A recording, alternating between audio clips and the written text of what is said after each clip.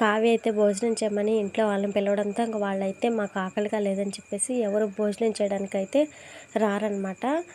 ఇక కావ్య అయితే కృష్ణుడి ముందు కూర్చొని ఏడుస్తూ ఉంటుందన్నమాట. ఆయన వస్తారని నాకు తెలుసు కృష్ణయ్య, కానీ ఎవరు నమ్మినా నమ్మకపోయినా ఆయన బ్రతికే ఉన్నారన్నది నిజం. ఆ నిజం నాకు తెలుసు, నీకు తెలుసు. వీళ్ళందరినీ ఎలా నమ్మించాలో నాకు అర్థం కావడం లేదు. ఆయన ఎక్కడున్నా తిరిగి తీసుకొచ్చి అందరి ముందు నిలబెట్టాలి. బాధ నాకు ఉంది, కానీ దానికంటే ముందు బాధ్యత కూడా ఉంది. ఈ అన్వేషణలో ఎలాంటి సమస్యలు ఎదురైనా నాకు నువ్వు తోడుగా ఉండు కృష్ణయ్య. నువ్వు చెరువులో పడినప్పుడు కూడా తల్లి యశోదమ్మ కూడా నువ్వు రావని అనుకుంది, కానీ నువ్వు పాము పడగపై నాట్యం ఆడుతూ తేలుతూ వచ్చావు. అలాగే ఆయన కూడా తిరిగి వస్తారు. కానీ వీళ్ళని ఎలా నమ్మించాలో, వీళ్ళ బాధని ఎలా తగ్గించాలో నాకు తెలియదు. ఆయన్ని త్వరగా తీసుకొచ్చేసి వీళ్ళ ముందు నిలబెట్టాలి. ఏ చీకటి ఆయన కమ్మేసిందో, ఏ పంజరం ఆయన బంధించిందో ఆ ఉనికి తెలుసుకునే మార్గాన్ని నాకు ఇవ్వు కన్నయ్య అని చెప్పేసి వేడుకుంటూ ఉంటుందన్నమాట కావ్య. ఇక అప్పుడే రాజుకైతే పొలవారుతుందనమాట. ఇక అప్పుడే యామిని వాళ్ళ నాన్న అయితే ఎవరో తలుచుకుంటున్నట్టున్నారని చెప్పేసి అనగానే ఇక యామిని వాళ్ళ అమ్మ అయిన వైదేహి అయితే ఇంకెవరు వాళ్ళ ఆవిడ తలుచుకుంటుందేమో అని చెప్పేసి అనగానే రాజు అయితే ఒక్కసారిగా షాక్ అయిపోతాడనమాట. భార్య నాకు పెళ్ళయిందా అని చెప్పేసి అంటూ ఉంటాడు. ఇక అప్పుడే ఇక యామిని వాళ్ళమ్మ, అబ్బే యామినితో పెళ్ళి అయితే తనే నీ భార్య కదా, తను నీ పక్కనే ఉన్నా తన ధ్యాస అంతా నీ మీదే కదా, అందుకే అలా అన్నాను బాబు అని చెప్పేసి కవర్ చేస్తుందన్నమాట. అయినా కానీ రాజు మాత్రం అనుమానంగా చూస్తూ ఉంటాడు. ఈ ప్రపంచం మొత్తం వెతికిన నీకోసం నేను, నా తల్లిదండ్రులు తప్ప ఇంకెవ్వరు లేరు బావా, నువ్వు ఎక్కువగా ఆలోచించుకు అని చెప్పేసి ఈ యామిని అయితే చెప్తూ ఉంటుంది. ఇక అప్పు, స్వప్న అయితే కావ్య గురించి మాట్లాడుకుంటూ బాధపడుతూ ఉంటారనమాట. టైంకి ఫుడ్ రెడీ చేసి అందరినీ భోజనం చేయమంటుంది. ఎవరైనా బావ చావు గురించి మాట్లాడుతుంటే కోప్పడుతుంది. అసలు అక్క ఏం చేస్తుందో తనకైనా తెలుస్తుందో లేదో నాకైతే ఏం అర్థం కావడం లేదు. అక్కను చూస్తుంటే గుండె తరుక్కుపోతుంది. అసలు అక్క ధైర్యంగా ఉందా, లేకపోతే ధైర్యంగా ఉన్నట్టు నటిస్తుందా, లేకపోతే మెంటల్గా డిస్టర్బ్ అయ్యి అలా ప్రవర్తిస్తుందా అని చెప్పేసి అప్పు అయితే స్వప్నతో అంటూ ఉంటుందన్నమాట. కావ్యని అలా చూసి అపర్ణ అంటే ఇంకా కుమిలిపోతున్నారు. కావ్య పిచ్చిదైపోతుందేమో అనిపిస్తుంది అప్పు అని చెప్పేసి స్వప్న అయితే ఏడుస్తూ ఉంటుందన్నమాట. ఎందుకు అయిపోతుంది అక్క పిచ్చిది అని చెప్పేసి అప్పు అయితే బాధగా అంటుందన్నమాట. మరి ఏమి అర్థం చేసుకోమంటావు అప్పు అని చెప్పేసి అనగానే బావ నిజంగానే వస్తాడేమో అని ఎందుకు అనుకోకూడదని చెప్పేసి అప్పు అయితే అంటదనమాట. అలా ఎలా అనుకోమంటావే, నీ చేతులతో నువ్వే కదా రాజు బట్టలు వస్తువులు తెచ్చి చూపించావు కదా, నువ్వు ఒక పోలీస్ ఆఫీసర్వి, కావ్య చెల్లి బావ మరదలుగా మాట్లాడుకు అని చెప్పేసి స్వప్న అంటుంది. నేను ఒక పోలీస్గానే చెప్తున్నానక్క, వస్తువులు తెచ్చాను కానీ బావ బాడీని నేను చూడలేదు కదా అని చెప్పేసి అప్పు అయితే అంటదనమాట. అంటే అంటుంది స్వప్న, అవునక్క, ఈ విషయంలో ఇంకా నేను డీప్గా ఆలోచించాలి. ప్రతి కోణంలోనే ఇన్వెస్టిగేషన్ చేయాలి. ఎక్కడో ఏదో తప్పు జరిగింది, దాని మూలాలు నేను పట్టుకోవాలి. చిన్న క్లూ దొరికిన డొంకంతా లాగుతానని చెప్పేసి అప్పు అయితే చెప్తూ ఉంటుందన్నమాట. ఇక తర్వాత సీన్లో రాజు అయితే ఆలోచిస్తూ ఉండగానే యామిని అయితే అక్కడికి వస్తుందన్నమాట. కాలేజీలో నీ వెంట తిరిగేటప్పుడు నీతో కలిసి ఇలా ఏకాంతంగా గడపాలని అనుకున్నాను, కానీ నువ్వే ఎప్పుడు నాకు అవకాశం ఇవ్వలేదు. కానీ ఆ దేవుడు నాకు అవకాశం ఇచ్చి నిన్ను నా ఇంట్లోనే పడేశాడు. నాది నిజమైన ప్రేమ కాకపోతే ఇదంతా ఎందుకు జరుగుతుంది? ఇక మిగిలింది నిన్ను నా వైపుకి తిప్పుకోవడమే రాజు అని చెప్పేసి మనసులో అనుకుంటూ ఇక రాజు దగ్గరికి వెళ్ళి వెనకాల నుంచి గట్టిగా హగ్ చేసుకుంటుందన్నమాట. ఇక రాజు ఒక్కసారిగా హడలిపోయి యామినిని అయితే గట్టిగా తోసేస్తాడు. ఇక వెంటనే రాజు వెనక్కి తిరిగి యామినిని చూసి, ఓ మీరా, సారీ, నువ్వా యామిని, నేను ఎవరో ఏంటో అనుకుని భయపడిపోయానని చెప్పేసి అంటూ ఉంటాడనమాట. ఇక వెంటనే యామిని, ఈ ఇంట్లో నిన్ను ఇలా నేను తప్ప ఇంకెవరు పట్టుకుంటారు బావా అని చెప్పేసి అంటుందన్నమాట. ఇక రాజు అయితే సైలెంట్గా ఉంటాడు. ఏంటి బావా ఇంకా డల్గానే ఉన్నావు, నీ జ్ఞాపకాలు నేను లేను అంతే కదా, పోనీ మా మీద నమ్మకం కలగట్లేదా అని చెప్పేసి యామిని అయితే కావాలని అడుగుతూ ఉంటుందన్నమాట. అయ్యో లేదు యామిని, నీ కళ్ళల్లో నా మీద ఇష్టం కనిపిస్తుంది, అంకుల్ ఆంటీ కేరింగ్ కనిపిస్తుంది, ఫోటోల్లో మన గతం తెలుస్తుందని చెప్పేసి రాజు అయితే అంటాడు.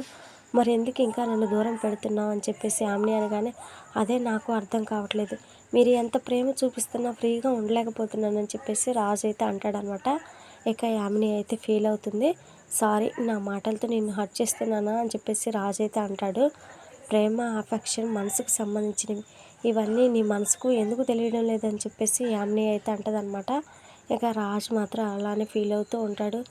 సారీ బావా, నేను ఇబ్బంది పెడుతున్నాను, నేను ఒక ఫూల్ని, నీకు గుర్తుకు వచ్చేంత వరకు నేను వెయిట్ చేస్తాను, నేను ఎప్పుడు ఇంకా ఇలా ప్రెజర్ పెట్టను, నువ్వు వెళ్ళి రెస్ట్ తీసుకో అని చెప్పేసి అంటదనమాట. ఇక రాజు అయితే వెళ్ళిపోతాడు. ఇక రాజు వెళ్ళిపోగానే, నువ్వు దారిలోకి రావాలంటే ఈ డోస్ సరిపోదు రాజు, రేపటి నుంచి ఇంకా డోస్ పెంచుతాను, నీ మీద ఎక్కువ ప్రెజర్ తీసుకొస్తాను, నేనే నీ గతాన్ని జ్ఞాపకాన్ని అనేంతగా నేను చేస్తానని చెప్పేసి యామిని అయితే అనుకుంటూ ఉంటుంది. ఇక తర్వాత సీన్లో రాహుల్కి అయితే రుద్రాణి అయితే సూట్ అయితే వేస్తుంది అనమాట. ఏంటి మామ ఇది అవసరమా అని చెప్పేసి అనగానే, అవసరమేరా, అవకాశం దొరికినప్పుడే మనం ఆ సీఈఓ కుర్చీని లాగేసుకోవాలి, ఆ రాజుగాడు చచ్చి నీకు నేరుగా అవకాశాన్ని ఇచ్చాడు కదా, పైగా ఆ కావ్య పోయిన మొగుడు ఎప్పుడు తిరిగి వస్తాడా అని చెప్పేసి ఎదురు చూసి చూసి పిచ్చిదైపోతుంది, మనం మాత్రం ఏడుస్తున్నట్లు నటించి కంపెనీ బాధ్యతలు తీసుకుంటాం, ఇదే రైటే, కనీసం ఇప్పటి నుంచైనా నీ బుర్రకు పదును పెట్టు అని చెప్పేసి రుద్రాణి అయితే అంటదనమాట. బొమ్మరిల్లి ఫాదర్లా నేను చేసే పనులు నువ్వు చేయడం వల్ల ఇలా ఉన్నాను, కానీ నన్ను ఇండివిజువల్గా వదిలేస్తే నా టాలెంట్ ఏంటో చూపిస్తామమ్మ అని చెప్పేసి రాహుల్ అయితే అంటాడనమాట. లాస్ట్ టైం ఇలాగే చేసి అవకాశం చెడగొట్టావు, నేను చెప్పినట్లు చేస్తే చాలా సక్సెస్ అవుతావురా, లేదంటే బొక్క వాళ్ళ పడతా అని చెప్పేసి రుద్రాణి అయితే అంటదనమాట. ఈసారి సీఈఓ సీట్ గట్టిగా పట్టుకోవాలని అర్థమైంది మామ అని చెప్పేసి రాహుల్ అయితే అంటాడు. ఇక వీళ్ళంతా రాజు బాధ నుంచి తేరుకునే లోపు నువ్వు తప్ప వాళ్ళకి ఇంకొక ఆప్షన్ దొరకకూడదని చెప్పేసి రుద్రాణి అయితే అంటదనమాట.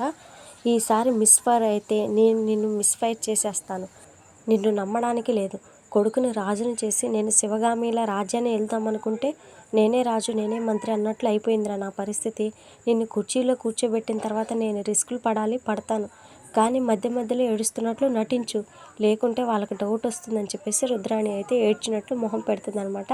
ఇక తర్వాత ఇద్దరు అలా నవ్వుకుంటారు. ఇక తర్వాత సీన్లో యామిని వాళ్ళ అమ్మ నాన్న యామిని అయితే రాజు గురించి మాట్లాడుకుంటూ ఉంటారనమాట.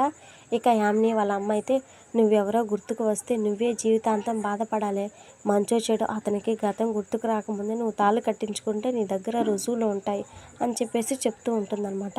ఇక వెంటనే యామిని వాళ్ళ నాన్న అయితే, నువ్వు అసలు తల్లివేనా, కూతురికి నేర్పించాల్సినవి ఇవేనా అని చెప్పేసి తిడతాడనమాట. నాకు ఒకడు నేర్పించడం ఏంటి డాడ్, ఇదంతా నా ప్లానే కదా అని చెప్పేసి యామిని అంటూ ఉంటుంది. ఇక అప్పుడే రాజు అయితే కిటికీ దగ్గరికి అయితే వస్తాడనమాట. ఇక అది చూసిన యామిని వాళ్ళ అమ్మ అయితే యామినికి అయితే చెప్తుందనమాట.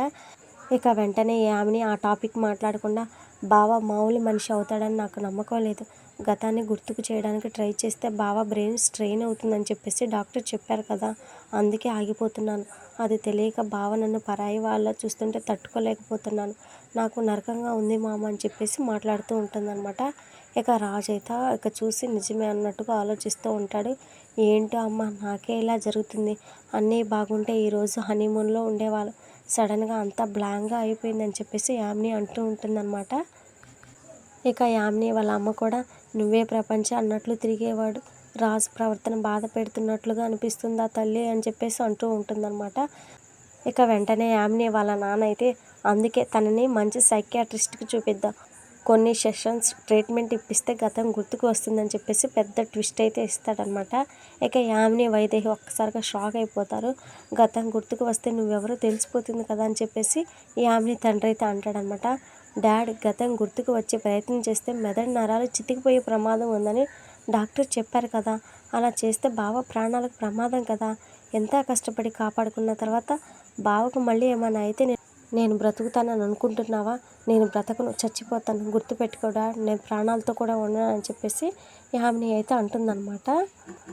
ఇక వెంటనే యామిని వాళ్ళ అమ్మ అయితే, అంత దూరం ఎందుకు ఆలోచిస్తున్నావు, మీ డాడ్ సలహా ఇచ్చారు అంతే, గతం గుర్తుకు వచ్చినా రాకున్నా నువ్వు రామ్కి మరదలు కాకుండా పోవు కదా అని చెప్పేసి వాళ్ళ అమ్మ అయితే అంటదనమాట. ఇక రాజు అయితే ఆలోచిస్తూ వాళ్ళ డిస్కషన్ వింటూ ఆలోచిస్తూ ఉంటాడు. ఇక అది చూసి యామిని అయితే నవ్వుకుంటూ ఉంటుందన్నమాట. ఇది ఫ్రెండ్స్, మరి ఇవాల్టి వీడియో నచ్చితే తప్పకుండా లైక్ చేయండి, మరిన్ని వీడియోస్ కోసం మన ఛానల్ని సబ్స్క్రైబ్ చేసుకోండి.